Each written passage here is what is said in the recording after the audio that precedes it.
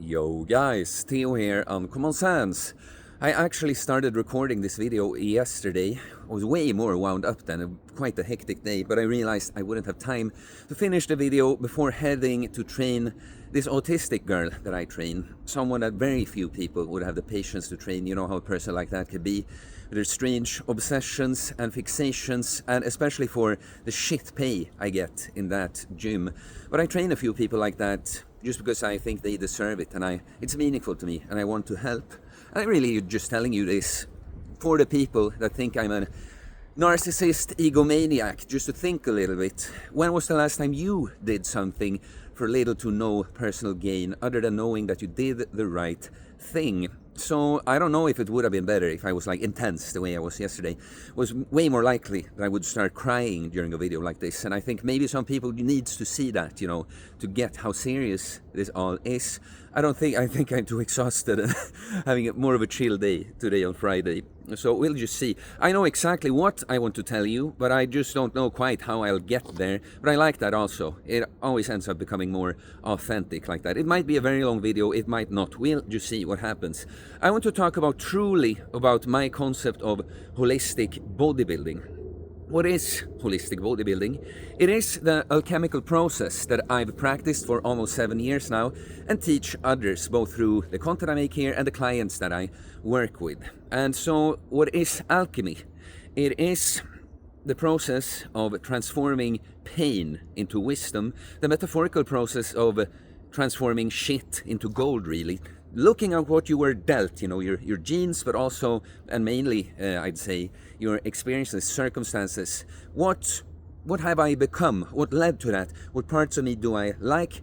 Which parts would I like to improve a bit? Where did it all come from? How do I go about purifying myself into the golden individual that I want to be?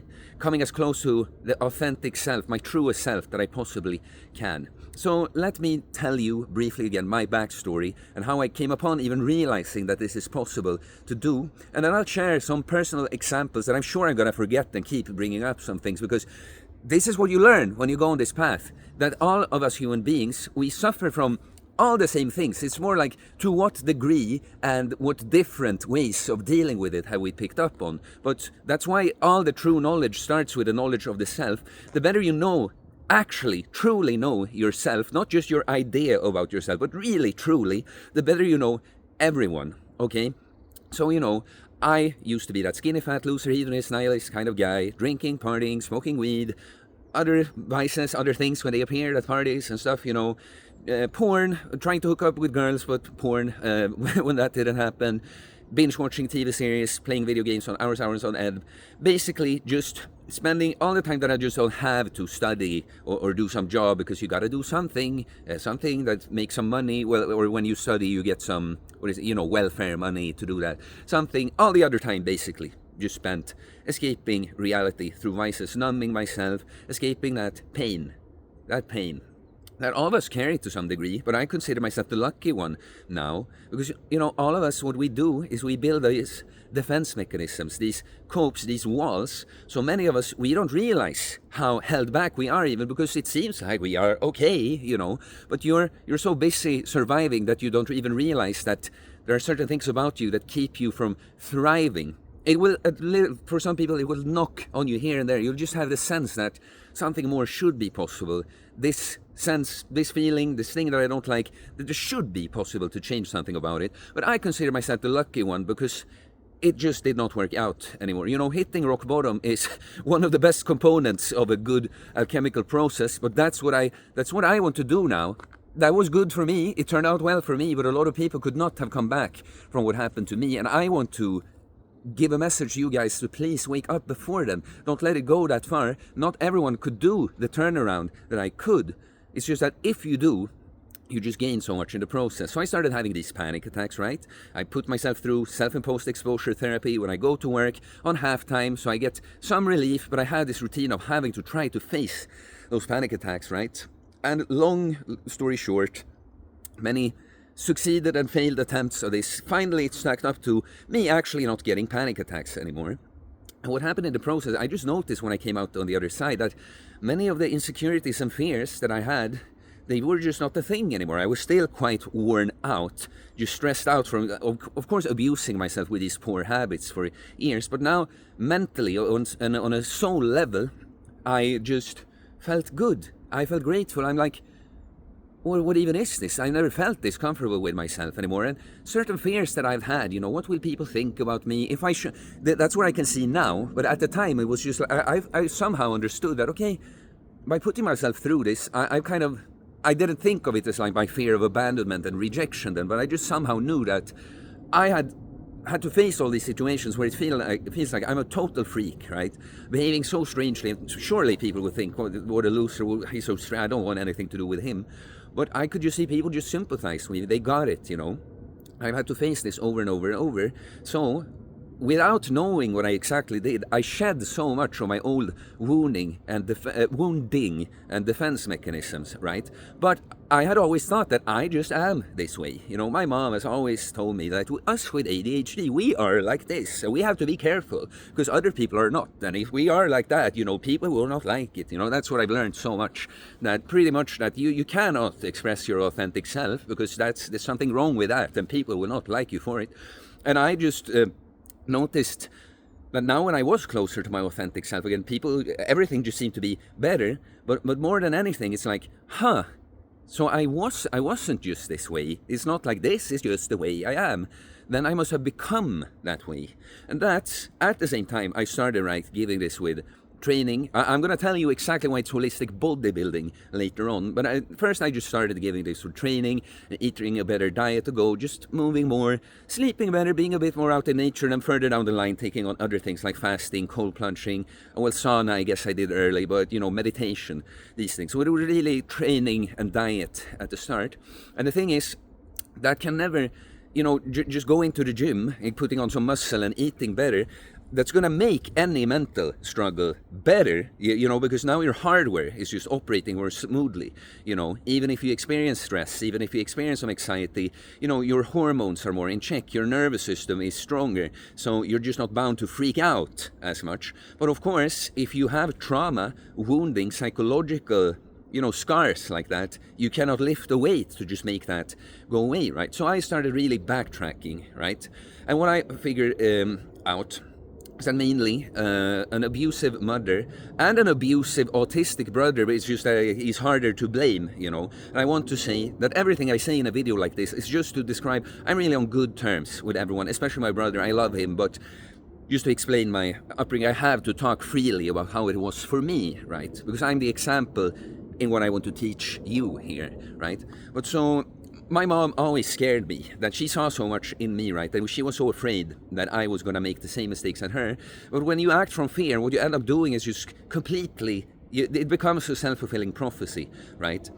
So with my brother too, I was he would get the most triggered by me and take out all his anger on me.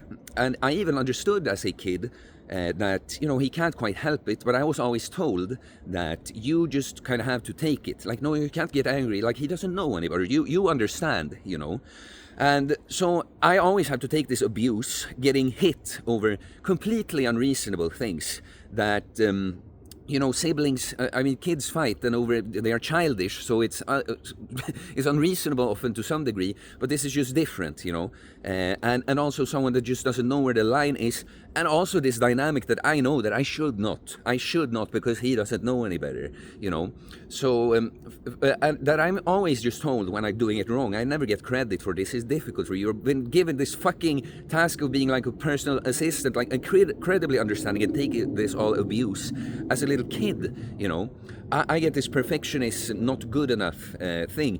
I just feel like I have to be completely perfect. If I make the smallest mistake, I am bad, and the two things we pick up on in childhood is like the danger that I won't survive unless I do this, and I won't be loved unless I do this. And the thing is, those go together when you're a kid, like the fear of abandonment, for instance. If you are a little kid, if you literally be unloved and abandoned, well, you wouldn't be able to make it in the wild, where our biology stems from, right? At the same time, because I'm always scared by my mom that I can't talk too much, I can't take too much space like that, so I could also feel I'm not enough, but I can also feel like I'm too much. Shouldn't talk too much. Like, oh, I have to really like contain myself, or else I'll reveal this part that people just do not like at all, right? And I get anger issues, of course, because it's natural for a kid with anger. All emotions serve a purpose. It's about controlling them, and that you do by just letting you feel them and not let them boil until you can't control it, but I'm always told that I can't get angry, and it's the dirtiest feeling. It's still the feeling that I can have the hardest time expressing at times. I should not be angry, because then I'm bad, And what more am I thinking of? Well, because I'm abused by my mom and that, what ends up happening is, because she would not hit me, she would just scream and punish me really over completely unreasonable things, especially when you're a little fucking kid. Screaming at a kid like that, it's horrifying, I felt like she was a monster. But what that happens is that you'll end up looking for the love you felt like you didn't get from your mother, from girls. So since quite early, I can see that I looked for validation with girls. At sometimes I was more confident. I had a bunch of girlfriends in middle school and stuff, but I was looking for this validation with girls. And later on, when you're older, it's sex. You're not thinking of it as looking for love, but I knew, when I was older, I knew on some level that I felt like this is what makes me feel like some kind of meaning, some kind of fake meaning, that I'm worth something. If she would do that with me, then that would mean that I'm worth something, right? But yeah, so all these things, I've had to go rounds with this. This is the thing with alchemy and healing from trauma, is that we can think sometimes when we make a big breakthrough, like I did with my panic attacks, something like that, just it raises suddenly this fear of it. I started my YouTube channel, right? I was on YouTube since I was 11 years old when it came about. I always felt like I was meant to do something like that, but all my fears, just like I got acute stage fright for like actual presentation kinds of, in real life situations. But it's another fear of abandonment and rejection when it's about like doing something like a YouTube video. It's not that acute nervousness, but it is that fear that's ruling you. If you keep yourself from doing something like that you'd really want to, it is because you're afraid that people won't like it. They will be angry at me. They will think it's bad or wrong, what I'm doing. So I better just do the safe option and not even go there, right? But yeah, so the first 2 years after the panic attacks, it was just the most negative thing I experienced was like, oh, I'm a little stressed about something, But because I had so much of the trauma I'd picked up on, I healed so much at once. Then from some of my life experiences, I just had to learn that, okay, I still had quite a long way to go, Got involved in this like sort of twin flame like situation. Like I said in an old video, someone commented and reminded me, I'm quite funny, guys, that I said twin flame. And I know it sounds super gay, but it's like when you have had experience, you cannot deny it. So the twin flame experience, I could make a video on that. Like a lot of people are gonna think, this is the difficult thing, a lot of people are going to think that they've been through something like that, but they're really just super attached to something. But I was thrown into quite a difficult situation that, guys, respectfully, I just cannot be detailed about it, but I had to face like my fear of abandonment and fear of rejection, not being good enough and being too much and all these things, even in that situation, right? And I've used that to work on myself a lot. When we've gone through our, like, the difficulty is not just like me and the girl being in conflict or something. It's very tragic and difficult circumstances, But so I've had to over and over in that situation look at myself and see, though, what bad behaviors came about with me, and just dig deeper and realize even more so were certain traits about me, where they come from, and how I need to do things differently, how I need to forgive myself for, not being perfect and all these things. But also, I think like just being in the position I'm in now, I first start putting out videos. You have a very small following. You're a little afraid maybe that, oh, is this good enough or something? But at that point, it's like, I know I have such a good message here. It's completely positive. I'm so happy about the turnaround I've done in my life. It's like, yeah, I know I'm coming from the right place. So even actually at the start, because, I would often tell my story about the panic attacks and using like a before and after picture. This is like before I have the Uncommon Sense account and post a little bit on my old private Facebook and Instagram and such. And like there, on the social media, that was just positive. People would like and comment like, "Oh, you're so strong. Oh, you have such a willpower," and that. But then I would hear people whisper behind my back, you know, that, "Oh, he's such a narcissist," you know, just wants everyone to look at him, so he thinks he is something now. It looks like that. Then I just couldn't. I was more like, "Huh, people really think that?" Because I knew so much that's just not where I'm coming from. But then when you go through things, you know, you grow a bigger following and you have more input and that, and you build up new egos. That's the thing. We go around and build up new egos, you know. Then suddenly, maybe I've thought sometimes I need to be this sort of hero figure, you know, go into, you know, a role that's not completely authentic, like, and that's also difficult for you, because someone like me, it's definitely part of me, my like authentic self, to like be cocky. People, nice people that get me, correct me when I say cocky and say that it's confident, but you know, play up and actually be like, come off, have a arrogant kind of humor, you know, that comes very natural to me. But I can see at times that I've actually become arrogant. I actually think I'm this fucking like godlike entity, which I'm not. I have very good self-esteem. I love myself and think I'm a really fucking great guy, you know. But sometimes you just, you know, you think you're supposed to be something different, and there's gonna be leaks. You start being inauthentic, and then just having more input, more people following you like that. It's like, yeah, you have to go these rounds. And I'll tell you, the biggest identity crisis I had with Uncommon Sense was in 2023, when, you know, lots of things just went wrong in my private life, and I had built up this, you know, persona that I say a bit more than I actually am, you know. Suddenly I feel like shit and I cannot live up to it at all, and I feel this conflict that I need to deliver this, you know. But so I'm just telling you some things here about traits that this perfectionism you pick up. Like sometimes I tell you this is the first take. I'm in a good place now. Sometimes, you know, I will start a video over and over and over and over, because I'm so in my head about how I want the start to be, until I get into some natural kind of flow after like the first minute or something. Now I can speak authentically and freely, right? But so to come to the holistic actual bodybuilding part, right? It is that, you know, how you do when you realize the nature, more and more the true nature of our existence here, and who you truly are, right?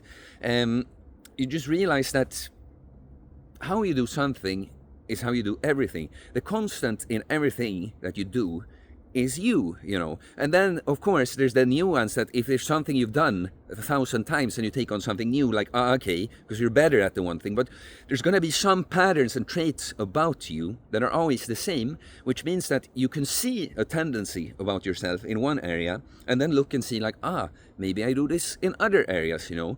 It also means that if you improve on that in one area, it won't completely just solve it in all the others, but it will have some carryover. So for instance, I've seen with my training style that when I started training, the sun is so low. It's like not getting any sun anymore. It was nice and sunny here.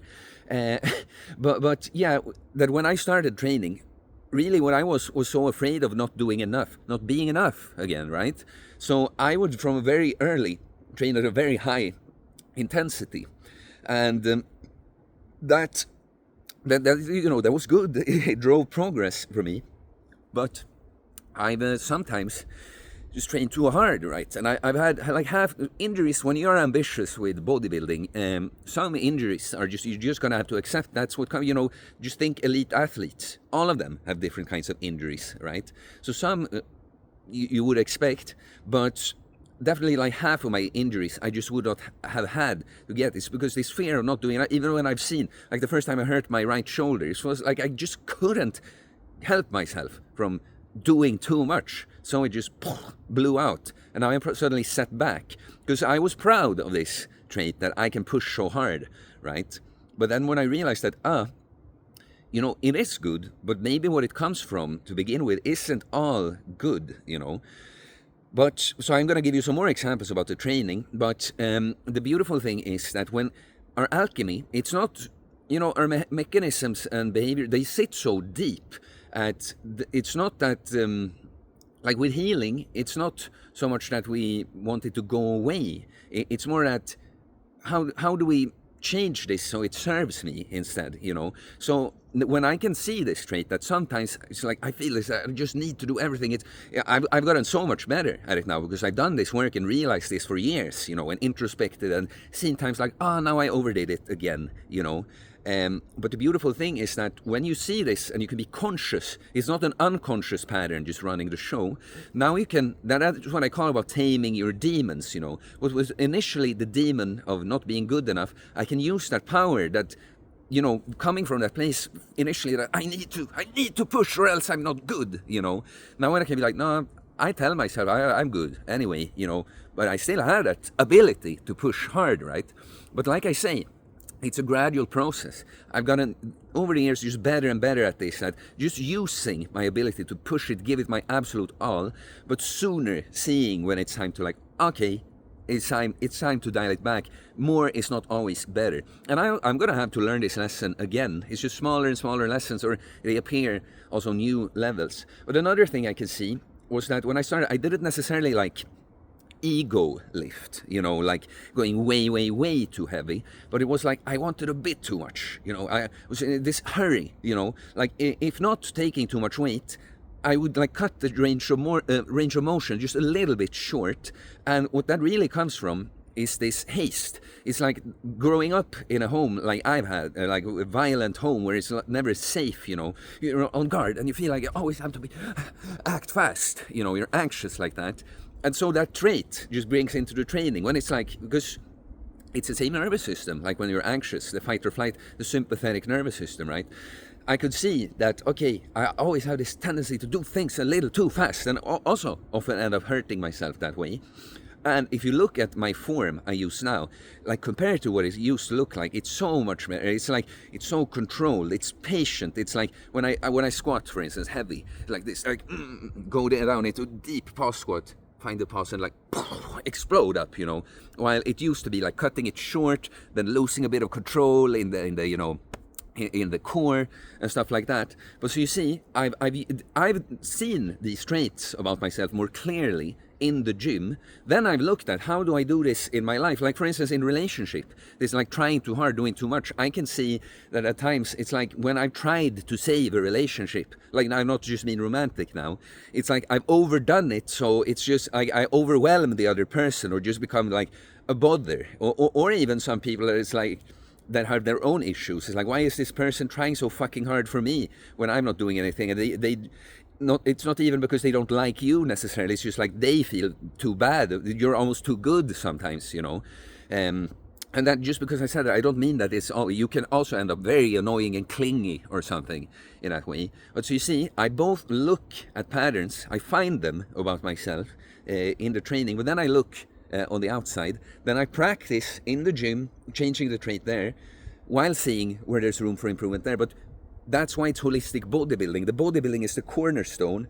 And of course, it's just a beautiful thing that as you work on yourself holistically and think about all these things, the bodybuilding is just such a visual representation. Like some of the work you've done with yourself, like guys, some of the things, I'm talking a lot, it is a long video, right? But some of the things I've accomplished with myself, it's like I will never be able to put into words how grateful and how proud I am, you know. But they are more abstract, and that's the beautiful thing with the bodybuilding. You do this holistic work on yourself, and you just see in the mirror, you see yourself improve as a result of that so clearly, you know. And that's why I talk about always, I've done this since the start, you know. It's not about the body. The external is a manifestation of the internal, right? It always, the external body always comes second to the internal person that is there. So let me just take a pause and see if there's anything more. Now, I mean, I guess the last thing is that when you've done this sort of work on yourself so deeply, like someone as I have, you see so clearly in other people all the things they're running from, the common stories, because you've told many of them to yourself, you know. And also I've worked with so many people now on my elite program, talking to them like that, but I have these conversations with people in real life. And you know, for instance, one common defense mechanism that I see is that because I love these topics, like this is what I live for, you know, I am going all in on this. I'm going to peel every fucking layer, because I see that 99% of people run from it. 99% of people, there's going to be something at least on their deathbed that they have some kind of regret, you know. Maybe they made some kind of peace with it, you know, but still it's it's still not a feeling of being fulfilled, right? And I cannot be that person. I want to be at my deathbed and be like, yep, I did absolutely everything I was supposed to do in this life. I'm moving on, and it could work like this reincarnation. Like, I'm not coming back to this fucking Earth school. I'm graduating now. Okay, I can't deal with this shit one more time.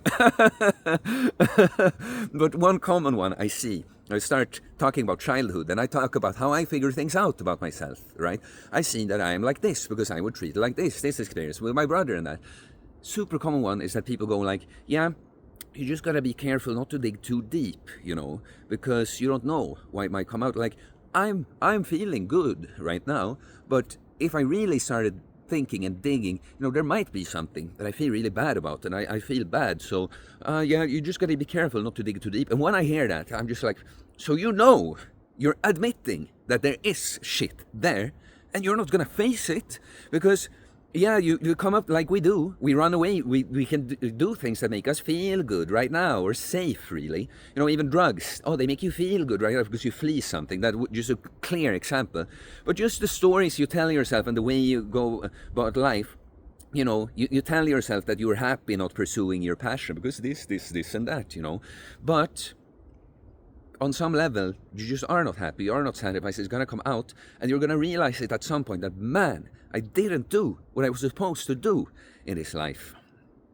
I just refuse to do that. And that's what I see with all the guys I work with. I'm so proud of them for even, because it's so, like, no matter where they are right now, they are all, because I am the way I am, that's what we're on the same frequency, that's what they picked up on. They also want to do everything, and it's always not just about you and your life. You living your best life, that's what's going to be the best for everyone, but it's difficult fucking work. But as men especially, we do this not just for ourselves, even more so for others, you know. The greatest male virtue is sacrifice, and you do sacrifice a lot. Like I tell you, I'm never ever gonna get credit. Someone gonna tell me, oh, good job on certain things that I've done, you know. I'm sure in this video many you're gonna be nice and all, you know, but I mean the things that you really, the little child, the little hurt boy within you would like to be recognized for, you're just not gonna be, you know. In fact, you're gonna get a lot of haters that reject their shit when they see you shining so bright, right? You're gonna sacrifice yourself for your family, for your friends, and you're not gonna get the appreciation for everything, you know. I mean, if you're lucky, you have a very loving wife, surely she'll see a lot of it, you know. But in the end, the king is always alone, you know. And I guess one last thing I can talk about here. I figured it would be like a half an hour video, this one, and trust me, we could have it longer. Well, one thing I picked up also that's deep in me, because I'm a highly empathetic person, no matter how, like, you know, arrogant and harsh I come off, I really truly care about other people, and it's really difficult for me when people don't, you know, when I have to hurt people and they don't like me, they're triggered and angry at me, and they don't understand me, I feel like, right? So when I picked up on, especially from, you know, the stories with my mother and brother there, is people-pleasing tendencies. And we have to, that's a thing that's always felt dirty for me to admit. You know, no one wants to think that, oh, I please people at my own expense, you know, I let myself be used like that. And it often, what it looks like in other relationship as an adult, it's not quite what it looked like in your childhood, but it's just that you've learned that if I act wrong, if I don't accommodate this person, you know, I'm gonna, you know, I'm bad and I'll be punished, I'll be left, I'll be bad, you know. And so you end up going along with things you don't really want to. You're there more for people than they are for you and stuff. And that's something you have to work on really hard, setting boundaries and that. And let me tell you guys that this is what I mean with sacrifice, that it's always going to hurt for me when I get, you know, it's always just a troll and doesn't get it at all. You know, oh, you're not natural. I don't really get super hurt, but certain things, you know, certain comments, doing this, what I do, it's intense for me already now. I can just imagine when this channel is bigger, it's always going to hurt when I feel like, yeah, they don't understand. They don't understand how much I fucking care, you know, really. It's for you that I'm doing this, you know, and you just have to take it. As a man, you just have to be happy. In the end, it's great if you can surround yourself with people that support you, can validate you, mirror back things. But on some level, you're always going to have to give everything to yourself and just be content with knowing that you do the right thing. So yeah, long rant. There's another aspect of holistic bodybuilding, just that it's not just about lifting weights and eating a good diet that we address from all kinds of things. But to me, this is the main thing, that is the alchemical process, the psychology and spiritual element of it. That's really always been the biggest part for me. And then I just have a lot of fun with the bodybuilding and use it as a tool in that work, right? So like and comment, guys, if there was anything that resonated with you, anything you want me to elaborate on, because many of these things like people pleasing, those can be, all of these things can be their own videos, and there's so many things. We can talk about all the wounding things, how they've not served you, how you can turn them into something good. Like empathy, of course, when you can give yourself, set some boundaries, and that. Of course it's a good trait to be able to relate to people and understand people almost just intuitively, not with your intellect, but with your heart, Of course that's a strength. And we could just go on and take everything that has been troublesome for you. This is the way to put it, just in the end. All greatest strengths are always the other side of a coin, of some kind of weakness or wound like that you transmuted, turned shit into gold through alchemy like that. I do holistic bodybuilding coaching, getting jacked and stacked mentally, physically, spiritually, working on ourselves, body, mind, and soul, becoming that individual that manifests their inside externally as a jacked as fucked guy. Yeah, Chad. I wanted to say that, that when you have to take shit with haters and that, as a man, as a Chad, it's part of the gig. Chad. But I do holistic bodybuilding coaching, so send me a DM on Instagram or email me. It's in the description below. I'll get back to you, tell you about my different programs. Pick up my training book. So far, I just have the training book, but I'm going to do the actual holistic bodybuilding book. That's the Uncommon Sense bodybuilding book. Just more my style of training, but also the mindset and philosophy related specifically to the training process. So you can pick that up to become a self-reliant, jacked and stacked individual. And please subscribe for more content about fitness, fasting, losing weight, building muscle, self-improvement, stoicism, mental health, philosophy, spirituality, mindset. It is a mindset, guys. A holistic bodybuilding mindset. Peace.